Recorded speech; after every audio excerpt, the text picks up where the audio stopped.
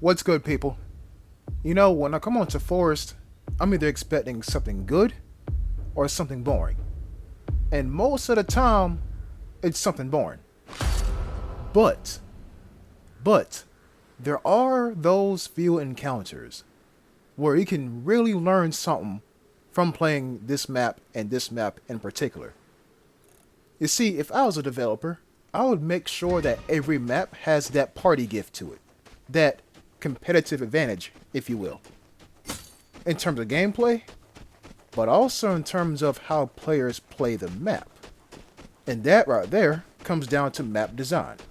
And I can't really speak on that because I have a degree in business economics and not game development. So I'm gonna leave that right where it be. All I can do is make suggestions. But like I said, I've been around the map a few times and I know where people spawn at. And I know where they go too.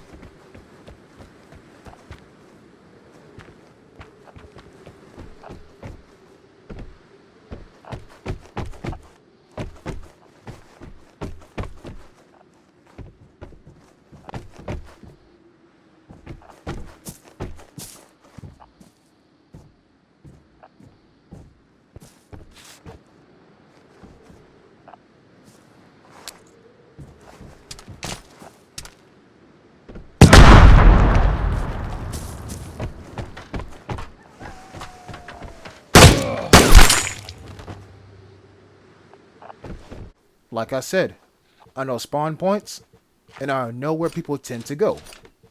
If you put a comm station in this here barn, I guarantee you there's gonna be a gunfight. Because there's one spawn point to the right of that comm station and one spawn point to the left of that comm station. And if you want geographical features, try to my left up in the hills and to my right pretty much near the tank depot. So yes, whenever a comm station was hit this early in the match, that can only mean one thing. Homeboy was in that barn. But here's the thing, I also told you where someone else spawns at. But that someone else is nowhere to be seen. So, where is that someone else? You see, people, that right there is what makes this game, well, this game. To some, it may be a fun feature. To others, it may be a frightening feature. And to smaller percentage of others, that frightening feature is fun. And vice versa. But all I do is just play the game and, bring you some commentary and hope it brightens up your day. So, people, I want to say that this, if not the next episode, is the last episode of Season 19. And upon taking a break from recording for about 10 seconds and reviewing my own footage in my Xbox, yes, what you're looking at right here is the last offline encounter of Season 19. So, from here on out, it should be Season 20, unless there is some kind of stream highlight, in which case it may be as old as Season 17. I might be exaggerating, but I also might not be. And I'm sorry to tell you this, but the next, or my first, offline encounter of Season 20 is also going to be on Forest. So, yes, you're going to get Forest back to back, but you can't expect to get field content back to back and not get Forest back to back. Just got to deal with it. So, someone just hit the time safe, and you know what? Let me speak on this. In Season 20, they moved the buttons closer to each other. I don't like that. Opening a safe should be difficult. It shouldn't be easy. You're giving away your position, and people are going to shoot at you, like what's happening right here. Yes, you should scramble to try to find the two buttons. Or maybe I'm just too hard on players. That's why this game has a... Well, you know what? I'm not even going to speak on that. Not even going to speak on that. All I know is that a detector's up there. You seen our look straight up at it. Now I was like, okay, noted. But you know what's below the detector? The time safe. And someone is clearly still here. So I get an idea. What I do is I come up here, and you see me trying to find a damn radiation grenade. There it is. And toss radiation right on that detector. And I hope and pray that the grenade doesn't fall off the cliff and hit the time safe area. And it doesn't. Which is what I want. So now, all I gotta do is wait.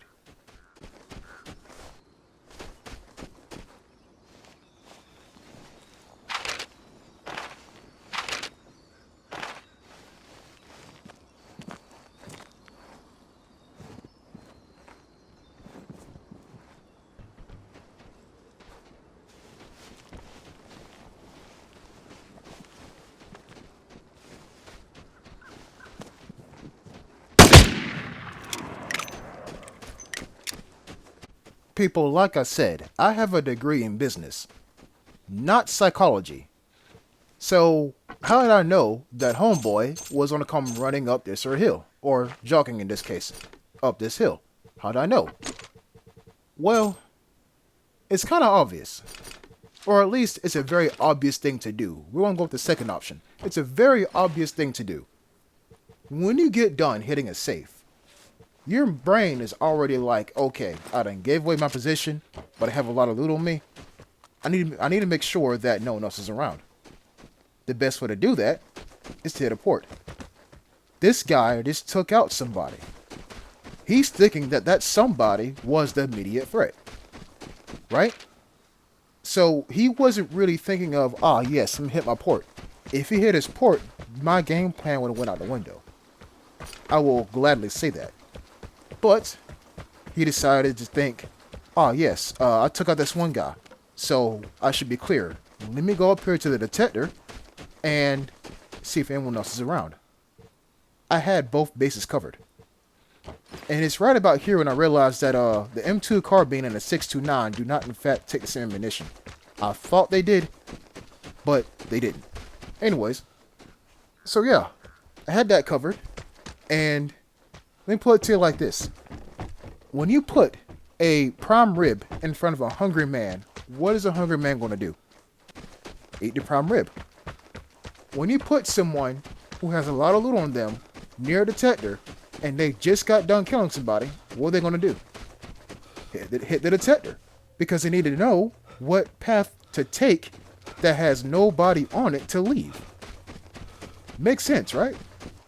So... we are about halfway down the match, pretty much. The airdrop is coming. And have you all realized something? No, some other people shot. That's not what I'm saying. As in, other people shot their guns. That's not what I'm trying to point out to you. The time safe was hit. Yes. But what about the barred house? Yeah, that's right. The barred house was never hit. So... like I said, I've been around the block a few times, and my experience is starting to kick in. This late in the game, no one hits the barred house, but I know for a fact there's at least 2 different people who spawn down here. And this barred house has not been hit yet. Yeah, something's fishy.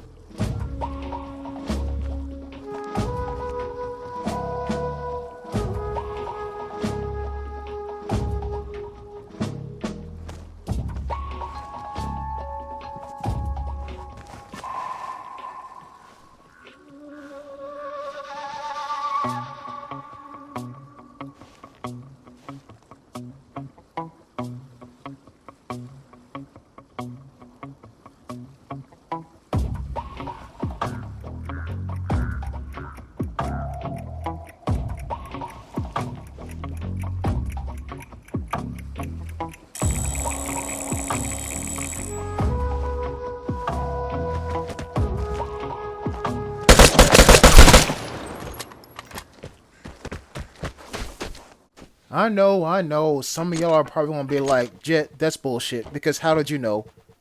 Well, let me play that back for you again in slow motion. So we just saw a dude run into a tree line and disappear. I didn't hear him run.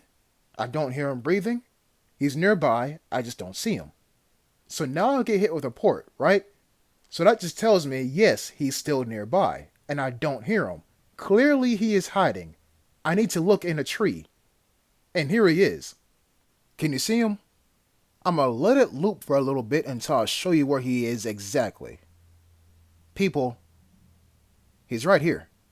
Whenever you see something dark that is not moving inside of a tree, it's a person. Now, I'm not sitting here telling you to look in every single tree that you pass by. That's not what I'm telling you. All I'm telling you is, when you see a guy run and then disappear, and you don't hear anything else, he's in a tree. He's hiding somewhere. He may not be in a tree exactly, maybe he's in a bush, but the longer you play this game, the more you realize people tend to do the exact same thing. Wait until the end of the match to hit a barred house? Check. Hide in a tree? Check. Port at the end of the match to see who else is left before going for the actual safety unlocked? Check. And in hindsight, why didn't I go for the safe? But anyways, the audio and the video of this here, video, are probably desyncing right now.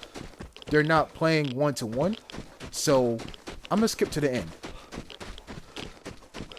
Now I know it's difficult to distinguish a person from a dark tree bark, but here is something that I say on stream sometimes, and now I'm telling you all this right here. Look for things that should not be there. Trees don't have backs. Trees don't have limbs. Trees don't have muzzle brakes. Damn bushes don't have iron sights. Try to realize your surroundings and the context that you put yourself in, and then think, would a person be here? This skill will not happen to you overnight. You're going to have to die to people in trees. You're going to have to.